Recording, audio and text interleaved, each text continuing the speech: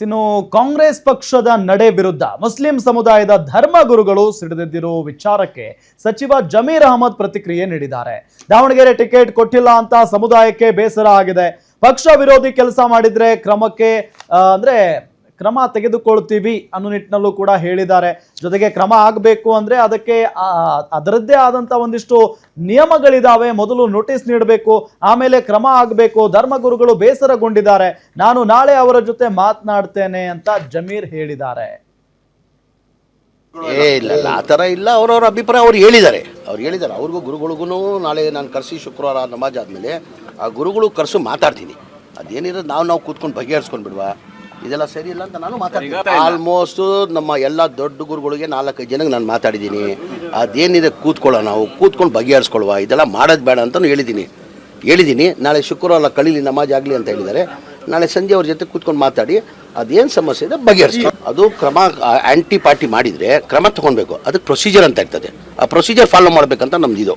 ಏನು ನೋಟಿಸ್ ಅದೇ ತಾನೇ ಹೇಳ್ತಾರೆ. ನಾನು ನೋಟಿಸ್ ಕೊಡಬೇಕಾಗಿತ್ತು, ಅವ್ರು ರಿಪ್ಲೈ ತೊಗೊಳ್ಬೇಕಾಗಿತ್ತು. ಈ ಹಡಾವಳಿಯಲ್ಲಿ ಮಾಡೋದು ಸರಿ ಇಲ್ಲ ಅಂತ ನಾನು ಹೇಳ್ತಾ ಇದ್ದಿಲ್ಲ. ಸತೀಶ್ ಸೌಕರ್ ಹೇಳಿದ್ದಾರೆ, ನಾನು ಅದು ಹೇಳ್ತಾ ಇದ್ದೀನಿ. ಭಾಳ ಜನ ಮುಖಂಡರುಗಳು ಹೇಳಿದ್ದಾರೆ. ದಿನೇಶ್ ಅವರು ಹೇಳಿದ್ದಾರೆ, ನಮ್ಮ ರಾಜಣ್ಣ ಅವರು ಹೇಳಿದ್ದಾರೆ, ಭಾಳ ಜನ ಮುಖಂಡರುಗಳು ಹೇಳಿದ್ದಾರೆ. ಆ ಪ್ರೊಸೀಜರ್ ಫಾಲೋ ಮಾಡಿಲ್ಲ ಅಂತ ನಮಗೆಲ್ಲ ಬೇಜಾರು. ಇಲ್ಲ ತುಂಬಾ ದಪ್ಪ ಇದ್ದೀರಾ, ಅದರಲ್ಲೂ ಯಾವುದೇ ಸೈಡ್ ಎಫೆಕ್ಟ್ ಇಂದ ಸಣ್ಣ ಆಗ್ಬೇಕಾ? ಎಷ್ಟೋ ಜನ ಹೇಳ್ತಾ ಇದ್ರಿ, ಸರ್ ನಾನು ಜಿಮ್ಗೆ ಹೋಗ್ತಾ ಇದ್ದೀನಿ ಆದ್ರೂ ಸಣ್ಣ ಆಗ್ತಾ ಇಲ್ಲ ಸರ್, ವರ್ಕೌಟ್ ಮಾಡ್ತಾ ಇದ್ದೀನಿ ಆದ್ರೂ ಸಣ್ಣ ಆಗ್ತಾ ಇಲ್ಲ ಅಂತ ಹೇಳ್ತಾ ಇದ್ರಲ್ಲ. 100% ಯಾವ ಜಿಮ್ಗೂ ಹೋಗ್ದಂಗೆ ವರ್ಕೌಟು ಮಾಡ್ದಂಗೆ ನೀವು ಸಣ್ಣ ಆಗ್ಬೋದು. ಪ್ರತಿದಿನ ಬೆಳಿಗ್ಗೆ ಸಂಜೆ 2 ಟೈಮ್ ನಮ್ಮ ಜೀನಿ ಸ್ಲಿಮ್ ನ ಯೂಸ್ ಮಾಡಿ ಯಾವುದೇ ಸೈಡ್ ಎಫೆಕ್ಟ್ ಇಲ್ದಂಗೆ ನೀವು ಸಣ್ಣ ಆಗ್ತೀರಾ. ಯಾಕೆಂದ್ರೆ ಜೀನಿ ಸ್ಲಿಮ್ ಒಂದು ಉತ್ತಮ ಆಹಾರ. ಪ್ರೊಸೀಜರ್ದೇ ಅಸಮಾಧಾನ. ಯಾರಿಗೆ ಹೇಳ್ತಿದ್ದಾರೆ ಇವರು? ಯಾರಿಗೆ ಹೇಳ್ತಿದ್ದಾರೆ ಗೊತ್ತಿಲ್ಲ. ಈ ರಾಜ್ಯ ಕಾಂಗ್ರೆಸ್ ಅಲ್ಲಿ ಯಾರು ಈ ತರ ಡಿಸಿಷನ್ ತಗೊಳ್ಳೋರು? ಜನಸಾಮಾನ್ಯ ಏನಂತ ಅನ್ಕೊಂಡಿರ್ತಾರೆ? ಕಾಂಗ್ರೆಸ್ ನಲ್ಲಿ ಈಗ ಡಿಸಿಷನ್ ಮೇಕರ್ಸ್ ಯಾರು? ಒಂದು ಸಿಎಂ ಇಲ್ಲ ಡಿಸಿಎಂ ಅಲ್ವಾ? ಸೊ ಇವ್ರು ಯಾರಿಗೆ ಹೇಳ್ತಿದ್ದಾರೆ? ಇವರೆಲ್ಲ ಕ್ಯಾಬಿನೆಟ್ ಸಚಿವರಲ್ವಾ ಇವರು ಯಾರಿಗೆ ಹೇಳ್ತಿದ್ದಾರೆ? ಪ್ರೊಸೀಜರ್ ಫಾಲೋ ಮಾಡಬೇಕು. There is a procedure.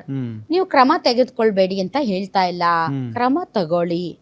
But procedures ನೀವು ಫಾಲೋ ಮಾಡ್ಬೇಕಲ್ಲ. ಮೊದಲು ನೋಟಿಸ್ ಕೊಡ್ಬೇಕು, ಆಮೇಲೆ ಅವ್ರ ರಿಪ್ಲೈ ಕೇಳಬೇಕು. ಉತ್ತರ ಕೊಟ್ಟಿರೋದು ಸಮಂಜಸ ಅಲ್ಲ ಅಂತ ಅನಿಸಿದರೆ ಅವ್ರಿಗೆ ನೀವು ಶಿಸ್ತು ಕ್ರಮ ಜರುಗಿಸ್ಬೇಕು. ಇದ್ಯಾವುದು ಪ್ರೊಸೀಜರ್ ನೀವು ಫಾಲೋ ಮಾಡ್ತಾ ಇಲ್ಲ ಅಂತ ಯಾರಿಗೆ ಹೇಳ್ತಿದ್ದಾರೆ? ಜಮೀರ್ ಅಹಮದ್ ಖಾನ್ ಯಾರಿಗೆ ಹೇಳ್ತಿದ್ದಾರೆ? ದಿನೇಶ್ ಗುಂಡೂರಾವ್ ಯಾರಿಗೆ ಹೇಳ್ತಿದ್ದಾರೆ? ರಾಜಣ್ಣ ಯಾರಿಗೆ ಹೇಳ್ತಿದ್ದಾರೆ? ಸತೀಶ್ ಜಾರಕಿಹೊಳಿ ಅವರು ಯಾರಿಗೆ ಹೇಳ್ತಿದ್ದಾರೆ? ಯಾರಿಗೆ? ಹೈಕಮಾಂಡ್ ಅಂದ್ರೆ ಯಾರು? ರಾಹುಲ್ ಗಾಂಧಿ ಅವರ? ರಾಹುಲ್ ಗಾಂಧಿ ಅವರು ಹೇಳಿದ್ರ? ರಾಹುಲ್ ಗಾಂಧಿ ಅವ್ರಿಗೆ ಗೊತ್ತಾ ಇಲ್ಲಿ ದಾವಣಗೆರೆಯಲ್ಲಿ ಏನ್ ನಡೆದಿದೆ ಅಂತ? ಯಾರು ಡಿಸಿಷನ್ ತಗೊಂಡಿರೋದು? ಯಾರು ಡಿಸಿಷನ್ ತಗೊಂಡಿರೋರು? ಯಾರು? ಯಾರಿಗೆ ಹೇಳ್ತಿದ್ದೀರಾ ನೀವು? ರಾಹುಲ್ ಗಾಂಧಿ ಅವ್ರಿಗೆ ಈ ತರ ಹೇಳಕ್ ಆಗಲ್ಲ. ಇವ್ರಿಗೆ ಅಷ್ಟು ಶಕ್ತಿ ಸಾಮರ್ಥ್ಯ ಇವ್ರಿಗಿಲ್ಲ. ಇನ್ನು ಸೋನಿಯಾ ಗಾಂಧಿ ಅವ್ರಿಗೆ ಹೇಳಕ್ ಅಷ್ಟು ಇವ್ರಿಗೆ ದಮ್ಮು ತಾಕತ್ತು ಇಲ್ಲ. ಇನ್ನು ಪ್ರಿಯಾಂಕಾ ಗಾಂಧಿ ಅವ್ರ ಪಾರ್ಲಿಮೆಂಟ್ ಅಲ್ಲಿ ಅವರು ಬಿಸಿ ಇದ್ದಾರೆ, ರಾಹುಲ್ ಗಾಂಧಿನೂ ಬಿಸಿ ಇದ್ದಾರೆ. ಉಳಿದವ್ರು ಯಾರು? KC. Venugopal, Surjewala. Extra players ಯಾರು ಹೇಳು? ಕೆ.ಸಿ. ವೇಣುಗೋಪಾಲ್. ಇವರೆಲ್ಲ ಎಕ್ಸ್ಟ್ರಾ ಪ್ಲೇಯರ್ಸ್. ಇವರು ಕ್ರಿಕೆಟ್ ಅಲ್ಲಿ ಪ್ಲೇಯಿಂಗ್ 11 ಬಿಟ್ಟು ಇನ್ನೂ ಇರ್ತಾರೆ ನೋಡಿ ಕೆಲವರು. ಅವ್ರ ಪ್ಲೇಯರ್ಸ್, ಅವ್ರು ಇಂಪಾರ್ಟೆಂಟ್ ಪ್ಲೇಯರ್ಸ್. ಬಟ್ ಅವ್ರು ಕಾಯ್ತಾ ಇರ್ತಾರೆ, ಮೇರಾ ನಂಬರ್ ಕಬ್ಬ ಈಗ ಪ್ಲೇಯಿಂಗ್ 11 ಅಲ್ಲಿ ನಾವ್ ಯಾವಾಗ ಹೋಗ್ತೀವಿ ಅಂತ. ಹಂಗೆ ಎಕ್ಸ್ಟ್ರಾ ಪ್ಲೇಯರ್ಸ್ ಇವರು. ಯಾರು? ವೇಣುಗೋಪಾಲ್, ಸುರ್ಜೇವಾಲಾ. ಹೌದಾ? ವೇಣುಗೋಪಾಲ್ ಇಲ್ಲ, ಅವ್ರು ಕೇರಳ ಎಲೆಕ್ಷನ್ ಅಲ್ಲಿ ಸಖತ್ ಬಿಸಿ. ಈಗ ಫ್ರೀ ಇರೋದಂದ್ರೆ ಸುರ್ಜೇವಾಲಾ ಒಬ್ರೆ. ಹೌದಲ್ಲ? ಅವಾಗ ಕ್ರಿಕೆಟ್ ಟೀಮ್ಗೆ ದಣಿವಾದಾಗ ಹೋಗಿ ಡ್ರಿಂಕ್ಸ್ ಅಂದ್ರೆ ಏನು? ನೀರು, ಜ್ಯೂಸ್ ಕೊಡೋದು. ಹಂಗ್ ಕೊಡಕ್ ಅವಾಗ ಸುರ್ಜೇವಾಲಾ ಬರ್ತಿರ್ತಾರೆ. ಎಲ್ಲಿಗೆ? ಕರ್ನಾಟಕಕ್ಕೆ. ಮತ್ ಇಲ್ಲಿಂದ ಏನಾದ್ರು ತಗೊಂಡ್ ಹೋದ್ರು ಹೋಗ್ಬೋದು, ನಮಗ್ ಗೊತ್ತಿಲ್ಲಪ್ಪ. ಇವ್ರು ಬಿಜೆಪಿ ಅವ್ರು ಹೇಳ್ತಾರ ಅಷ್ಟೇ, ನಮಗ್ ಗೊತ್ತಿಲ್ಲ.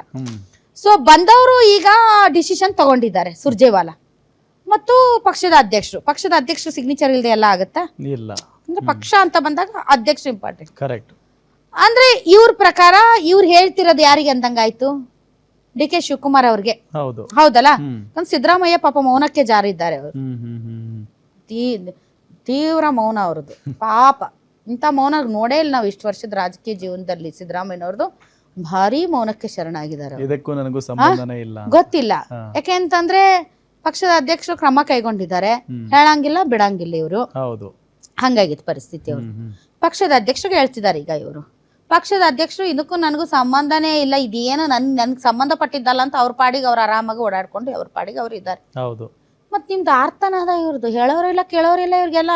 ನಿಮ್ಮಂತ ಹಿರಿಯ ಸಚಿವರು ಯಾರಿಗೆ ಹೇಳ್ತಿದ್ದೀರಿ ಅನ್ನೋ ಗೊತ್ತು ಗುರಿ ಇಲ್ಲದೆ ಸ್ಟೇಟ್ಮೆಂಟ್ಗಳು ಕೊಡ್ತೀರಿ, ನಿಮ್ಮ ಮಾತಿಗೊಂದು ಬೆಲೆ ಇಲ್ಲ ಅಂತಂದ್ರೆ ಎದಕ್ಕದಿರಿ ನೀವೆಲ್ಲ? ಹ, ಸತೀಶ್ ಜಾರಕಿಹೊಳಿ ಯಾರು, ಪರಮೇಶ್ವರ್ ಯಾರು, ಇವರೆಲ್ಲ ಯಾರ್ರೀ? ಇವರೆಲ್ಲ ಟಾಪ್ ಲೀಡರ್ಸ್ ತಾನೆ. ಇವರೇ ಗೊತ್ತು ಗುರಿ ಇಲ್ದಂಗೆ ಹಂಗ್ ಮಾಡ್ಬೇಕಾಗಿತ್ತು ಹಿಂಗ್ ಮಾಡ್ಬೇಕಾಗಿತ್ತು ಯಾರಿಗೆ ಹೇಳ್ತಿದ್ದೀರಿ? ಹೌದಲ್ವಾ? ಅಂದ್ರೆ ನಿಮ್ ಪಕ್ಷದಲ್ಲಿ ಹೇಳೋರು ಕೇಳೋರು ಯಾರು ಇಲ್ಲ ಅಂತ ಗೊತ್ತಾಯ್ತು ಇವತ್ತು. ನಿಮ್ ಪಕ್ಷದಲ್ಲಿ ಹೇಳೋರು ಕೇಳೋರು ಯಾರು ಇಲ್ಲ. ಯಾರು ತಗೊಂಡಿರೋದು ನಿರ್ಧಾರ? ಪಕ್ಷ ಅಂದ್ರೆ ಯಾರೀಗ? ಸುರ್ಜೇವಾಲಾ ಅವರ, DK ಶಿವಕುಮಾರ್ ಅವರ, ಅವ್ರಿಬ್ರೇನಾ?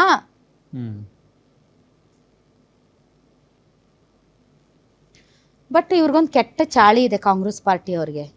ಈಗ ಸಣ್ಣ ಗಾಯ ಇದ್ದಾಗ ಇವ್ರು ಅದನ್ನ ಸರಿ ಮಾಡಲ್ಲ, ಬಿಡ್ತಾರ ಅವ್ರು. ಹುಳ ಹಿಡಿದು ಹತ್ತಿ ಬಿತ್ತಿ ಹಾಳಾಗಿ ಹೋಗ್ಬೇಕು, ಆವಾಗ ಬಂದು ಬರ್ರಿಲಿ ಮುಲಾಮ್ ಹಚ್ತೀನಿ ಅಂದ್ರೆ ಮುಲಾಮಲ್ಲ ಏನ್ ಹಚ್ಚಿದ್ರು ಅದು ಸರಿ ಹೋಗಲ್ಲ, ಅಲ್ಲಿ ಲೆವೆಲ್ಗೆ ಬಂದು ಬಿಟ್ಟಿರುತ್ತೆ. ಇವರು ನೋಡಿ ತಮಾಷೆ ನೋಡ್ತಾ ಇರ್ತಾರ ಒಟ್ಟು.